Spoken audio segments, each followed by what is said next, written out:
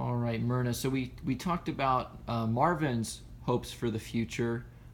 What are your hopes for the future? My hopes for the future is that we could live together as a very happy, healthy couple and continue with our great respect for family values and each other. And we continue to love life, do things with each other, with our families, and with our friends. I still would love to travel. If we can't travel long distances, we can travel short distances. But as long as we have some different scenery, different adventures, I still want to do that. I haven't given that up, and I want to do that together. I would like to see us continue with our relationships with our children.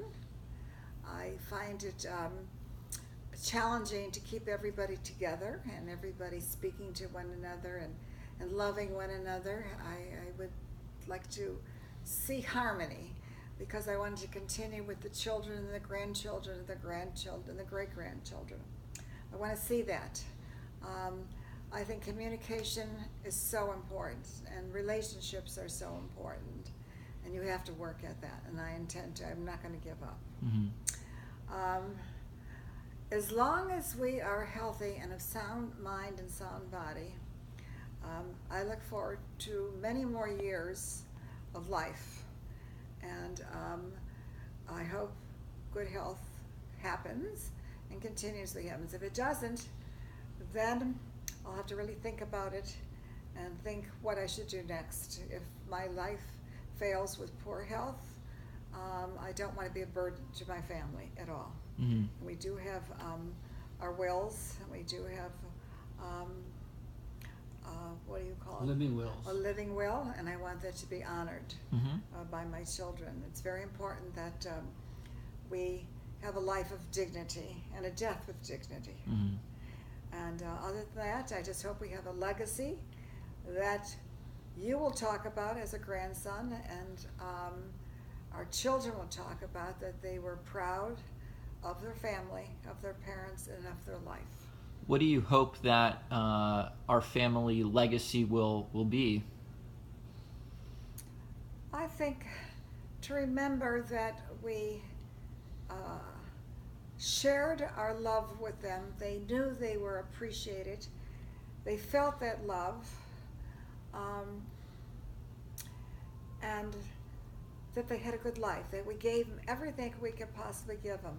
We gave them the best education they could have. We gave our girls the best memories of travel, of family togetherness. Remember the good times. There were some times that weren't so good, but you know, there are far better ones to recall and all that. And we got over what bothered us or what problems there was. And truthfully, there weren't great problems. We were very fortunate, very fortunate. Pop-up gave us a good life. We were lucky to do all the wonderful things we could do with travel and clothes and cars and meeting different people. It was an exciting life. But you know something? I still want that to continue. I'm not stopping there. There's still a nice bright road ahead. We are in good health. That's the main thing. So why not have the desire to move forward and smell the roses? So for your daughters, your grandchildren, and great-grandchildren, or future generations that may or may not meet you, what would be your advice? To the future generations? To your daughters and grandchildren and future generations. What do you think's the best piece of advice that you've learned from your life? I think you should learn to accept people as they are, whether you like what they do or don't do. Think of the goodness behind it, even though we all can't be good at the same time, or we can't be what somebody else wishes us to be. love them or like them for what they are, your family, your children. You can't change them. You shouldn't try to change them. Accept them as they are. We're talking about families really getting together and thinking of the future, that they still could be together. I so want to see harmony, and I so hope that they will have the same ideas of keeping the family alive, the name alive, the children together.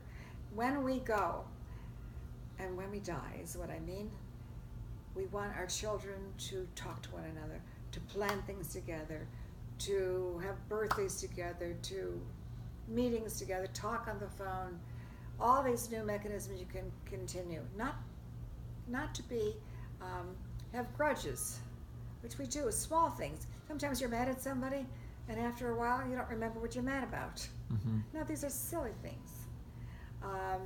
And I hope that we can go beyond that and continue thinking of the good times and go forward. Okay, I think that's good advice. Thank you.